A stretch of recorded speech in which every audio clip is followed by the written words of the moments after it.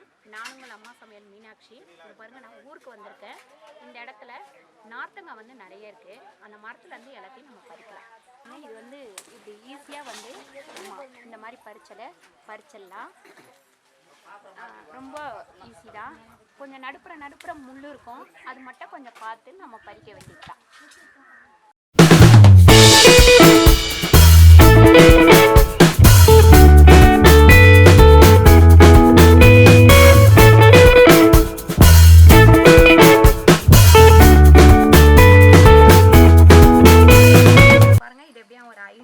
வந்திருக்கு. நம்ம இப்போ பறிச்சது எல்லாரும் சேர்த்து பறிச்சிருக்கோம்.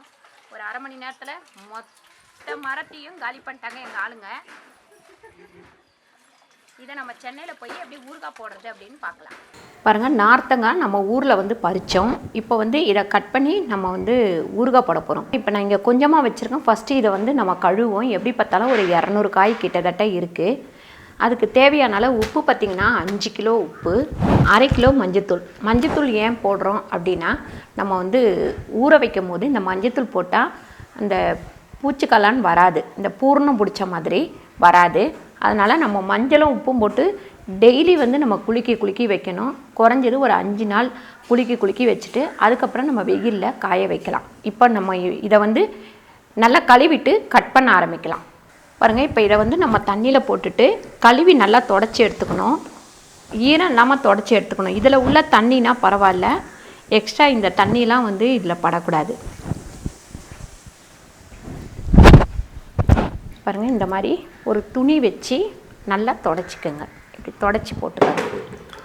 பாருங்கள், இந்த ஊறுகாய் வந்து உங்களுக்கு குறைஞ்சது 2-3 வருஷம் கூட, உப்பு நார்த்தங்காய் ஊறுகாய் வந்து 2-3 வருஷம் கூட அப்படியே இருக்குது, கெட்டு போகாமல். நல்லா ஊற வந்து ஒரு டேஸ்ட் வந்து ரொம்ப நல்லாயிருக்கும். நல்லா ஒரு 10 நாள் ஊற வச்சு நம்ம காய வச்சு அதுக்கப்புறம் தாளித்து கூட எடுத்து வச்சுக்கலாம். அப்படி இல்லைன்னா அப்படியே வச்சுக்கலாம். இந்த ஊறுகாய் பாருங்கள், நம்ம உப்பு ஊறுகாய் போட்டு வச்சோம் அப்படின்னா காய்ச்சல் வந்ததுன்னா நம்ம கஞ்சி குடிக்கும் போது இது சாப்பிட்றதுக்கு நல்லாயிருக்கும். அதோட ரொம்ப முக்கியம், நம்ம இந்த மாசமாக இருக்கிறவங்களுக்கு வாந்தி வரும். மாசமாக இருக்கும் போது அப்போ இந்த ஊறுகாய் இருந்தால் இதை சாப்பிட்டாக்கா அந்த வாந்தி வந்து நிற்கும். அந்த வாய் கசப்பு தன்மை, ஒரு மாதிரி சாப்பாடு பிடிக்காமல் இருக்கிறது, இதெல்லாம் வந்து இந்த ஊறுகாய் சாப்பிட்டா நல்லா வந்து நல்லாயிருக்கும். இப்போ நம்ம எல்லாத்தையும் கழுவி எடுத்துக்கலாம் ஃபஸ்ட்டு, அதுக்கப்புறம் கட் பண்ணலாம். இப்போ பாருங்கள், எல்லாத்தையும் கழுவி தொடச்சி எடுத்துக்கிட்டேன். என்னடா இவ்வளோ ஊறுகாய் போட்டு என்ன பண்ண போகிறாங்க அப்படின்னு சொல்லிட்டு யோசிக்கிறீங்களா? ஆல்ரெடி நான் ஊறுகாய் வந்து வியாபாரம் பண்ணிகிட்ருக்கேன். அது இல்லாமல் இந்த ஊறுகாய் வந்து கிடைக்காது அப்படின்றதுனால இதை போட்டாக்கா எல்லாருக்கும் நான் கொஞ்சம் கொடுத்து அனுப்புவேன். இப்போ இதை எப்படி கட் பண்ணுறதுன்னு பார்க்கலாம். பாருங்கள், ஃபஸ்ட்டு இந்த மாதிரி குறுக்கில் வெட்டிக்கங்க. அப்போ தான் இது வந்து நமக்கு கட் பண்ணுறதுக்கு ஈஸியாக இருக்கும். கொஞ்சம் சின்ன பீஸாகவே போட்டுப்போம், ரொம்ப பெரிய பீஸ் வேண்டாம். பாருங்கள், இந்த மாதிரி இதில் கட் பண்ணி இதில் போட்டுருவோம். பார்த்திங்கன்னா ஒரு காயை வந்து நம்ம 12ஆக கட் பண்ணிக்கலாம்.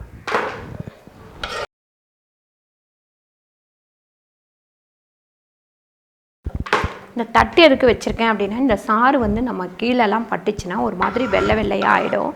நம்ம அந்த விதையை வந்து எடுத்துகிட்டு சாரை வந்து நம்ம இதில் கொட்டிக்கலாம். அப்போ தான் அந்த சாரில் தான் இது இந்த நார்த்தங்காயை ஊறணும். இந்த டப்பு ஃபுல்லாக நான் கட் பண்ணிவிட்டு என்ன பண்ணணும் அப்படின்றத நான் காட்டுறேன். இந்த அளவுக்கு வந்து இதில் கட் பண்ணி வச்சுருக்கேன். இப்போ இதில் இந்த அளவு இப்படி கொஞ்சமாக கட் பண்ணி நம்ம வந்து உப்பு மஞ்சத்தூள் போட்டுக்கலாம்.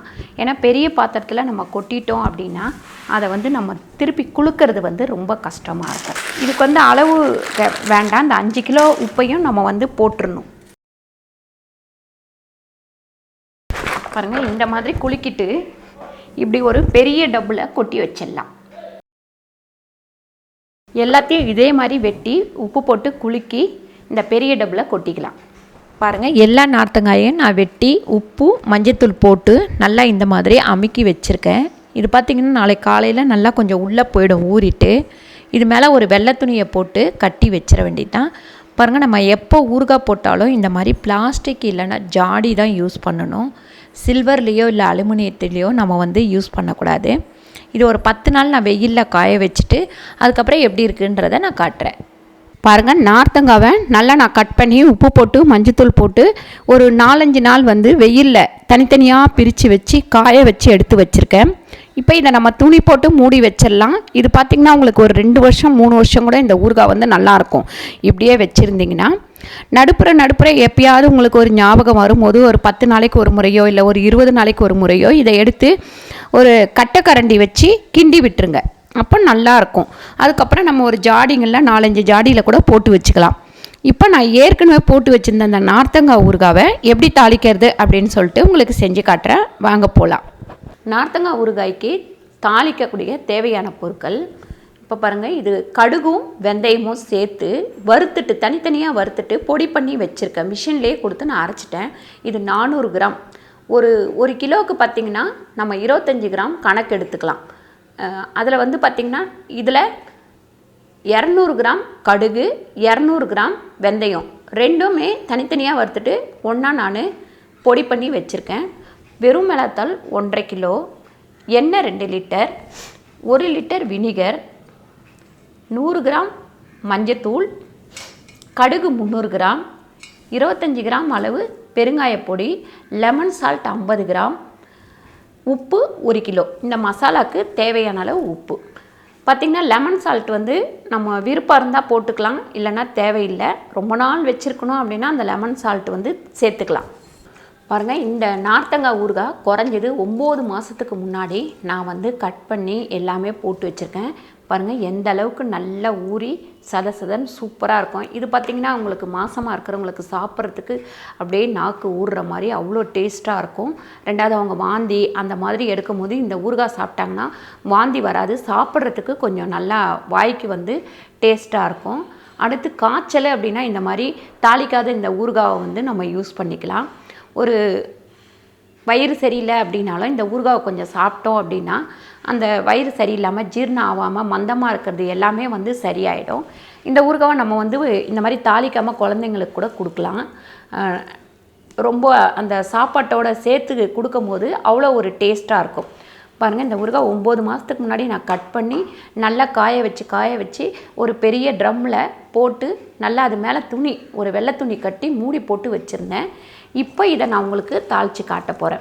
இது வந்து 20 கிலோ ஊறுகாய். அதுக்கேற்ற பொருள் தான் உங்களுக்கு வந்து தேவையான பொருள் காமிச்சிருக்கிறேன். பாருங்கள், இந்த கட்டையாலான இந்த கரண்டியை வந்து நான் ஆல்ரெடி வந்து செஞ்சு வச்சுருக்கேன். இதோட ரேட் பார்த்திங்கன்னா ஒரு 325 ரூபா. நான் வந்து இது எல்லாத்துக்குமே இந்த ஊறுகாய் போடுறதுக்கு, அடுத்து சாதம்லாம் நிறைய வடித்தோம்னா கிண்டுறதுக்கு, கூழ் கிண்டுறதுக்கு, இந்த மாதிரி எல்லாத்துக்குமே இது வந்து நல்லா யூஸ்ஃபுல்லாக இருக்கும். நல்லா பாருங்கள், இந்த மாதிரி லென்த்தாக இருக்குது. இது வந்து எனக்கு நல்லா யூஸ்ஃபுல்லாக இருக்குது. இப்போ நம்ம வந்து பாத்திரம் வந்து நல்லா சூடு எரித்து எண்ணெய் வந்து ஊற்றிக்கலாம்.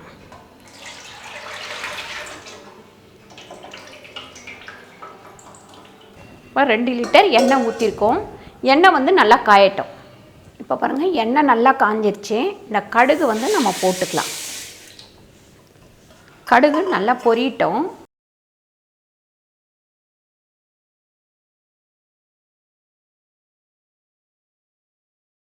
பாருங்கள், கடுகு வந்து நல்லா பொரியுது. கொஞ்சம் எல்லா கடுகும் நல்லா பொரிஞ்சு அப்படி மேலே வரட்டும்.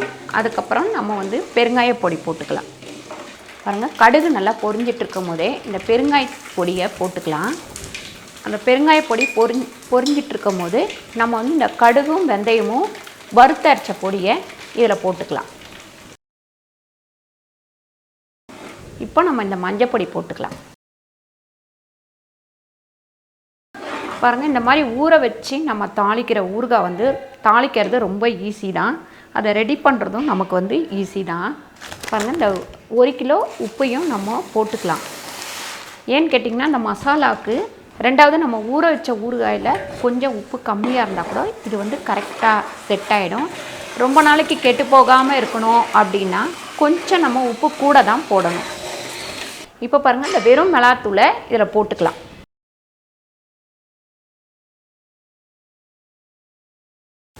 பாருங்கள், இந்த மாதிரி இந்த பச்சை வாடை வந்து போயிடணும். இந்த மிளகாத்தூள் வாடை கொஞ்சம் போகிற அளவுக்கு நல்லா இந்த மாதிரி கிண்டி விட்டுக்குங்க. ஒன்றோட ஒன்று நல்லா மிக்ஸ் ஆகிருக்கணும். கொஞ்ச நேரம் இப்படியே விட்டிங்கன்னா எண்ணெய் வந்து நல்லா தெளியும். எண்ணெய் தெளியும் போது இதை வந்து நம்ம இது பண்ணிக்கலாம். ரெண்டாவது இந்த ஊறுகாலாம் தாளிக்கும் போது நீங்கள் வந்து கொஞ்சம் ஜன்னல்லாம் வந்து ஓப்பன் பண்ணி வச்சுட்டு அதுக்கப்புறம் தாளிங்க. இல்லைனா கொஞ்சம் நெடி வந்து நமக்கு மூக்கில் ஏறிட்டே இருக்கும், இருமல் வந்துக்கிட்டே இருக்கும். பாருங்கள் இந்த எண்ணெய் வந்து எப்படி தெளியுதுன்னு பாருங்கள். ஒரு 10லேருந்து ஒரு 15 நிமிஷம் நம்ம இப்படி அடுப்பில் வச்சுருந்தா போதும். இப்போ இந்த நம்ம லெமன் சால்ட்டை இதில் போட்டுருவோம்.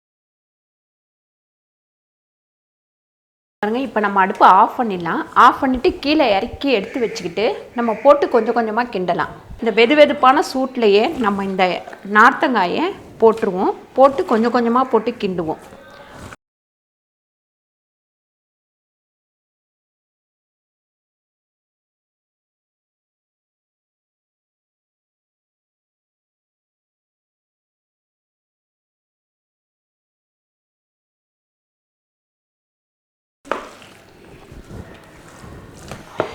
இப்படி கொஞ்சம் கொஞ்சம் போடும்போதே நீங்கள் கிண்டிக்கிட்டால் தான் நமக்கு வந்து எல்லாத்தையும் சேர்த்த மாதிரி கிண்டுறதுக்கு வசதியாக இருக்கும்.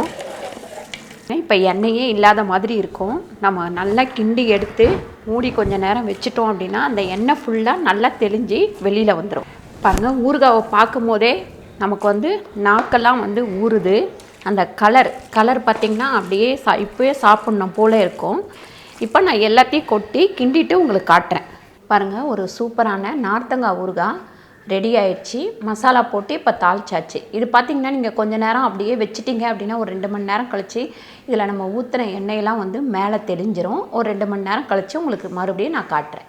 பாருங்கள் 2 மணி நேரம் கழித்து இந்த ஊறுகாய் வந்து எண்ணெய் எப்படி தெளிஞ்சு வருது பாருங்கள். இது வந்து இன்னும் கொஞ்சம் 2 நாள் 3 நாள் ஆன உடனே எண்ணெய் இதே மாதிரி தெளிஞ்சு வெளியில் வந்துடும். நம்ம தாளிக்கும் போது எண்ணெய் அவ்வளோவா தெரியாது. இப்போது நார்த்தங்காய் ஊறுகாய் ரெடி ஆயிடுச்சு.